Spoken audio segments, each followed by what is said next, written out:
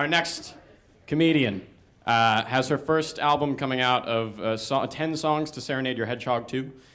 It's coming out in May. Listening party is in May. Get ready for the comedy stylings of Erica Katz.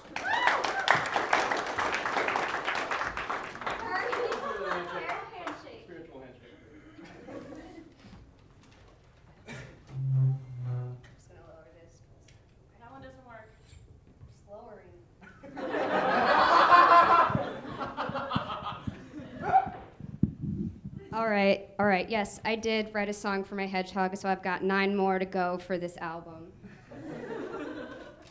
All right, hi, moms. Hi. I'm working the charm. All right. So everyone knows, like, that awkward situation where you're walking down the street and someone waves at you and says hello, but you don't know who they are. So this is extra complicated when you have an identical twin, which I do. Her name's Leah.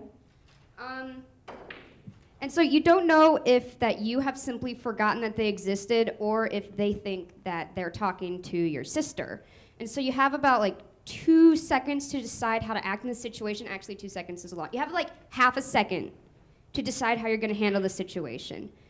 You can either go like, hi, I'm Erica, and then they would feel super duper embarrassed because they thought that you were Leah and they didn't realize that you had a twin, or they could say, yeah, I know you're Erica. And then you feel really bad. So normally you do the quick hello, but then you run the risk of them actually stopping and trying to have a conversation with you. And then by that point, you've dug yourself way too deep into a hole, and it's too late to turn back now. So you kind of start trying to have this vague conversation about the weather and try not to be as awkward as you are, because you don't know if you're embarrassing yourself or somebody else, your twin.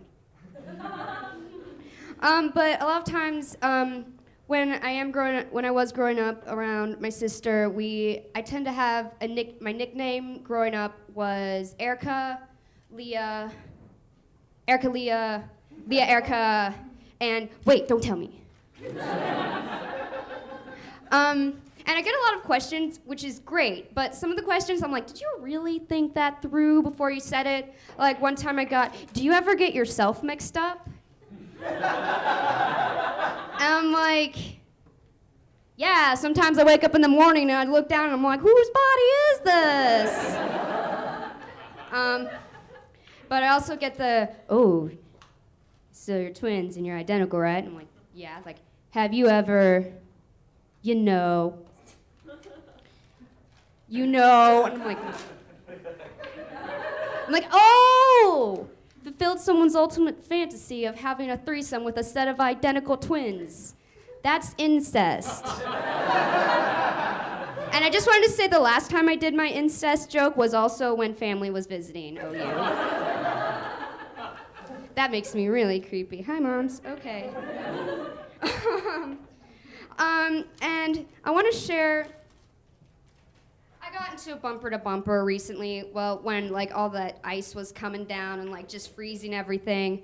And I ran into this girl's bumper and I felt really bad and I was like, shit, this like insurance and stuff, I'm gonna have to pay for it. And then the next day she texts me and she says this, hey, this is the girl from last night. I just wanted to tell you not to worry about my bumper at all.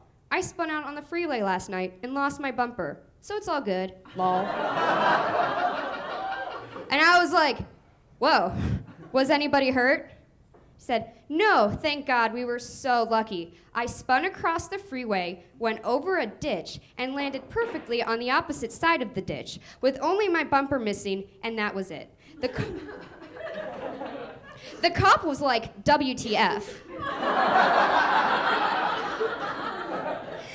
He was confused and had no clue how he didn't flip. It was so crazy. Like something I see in the movies. This is all one text. Like something I see in the movies and can never do again. It was nice meeting you the other night.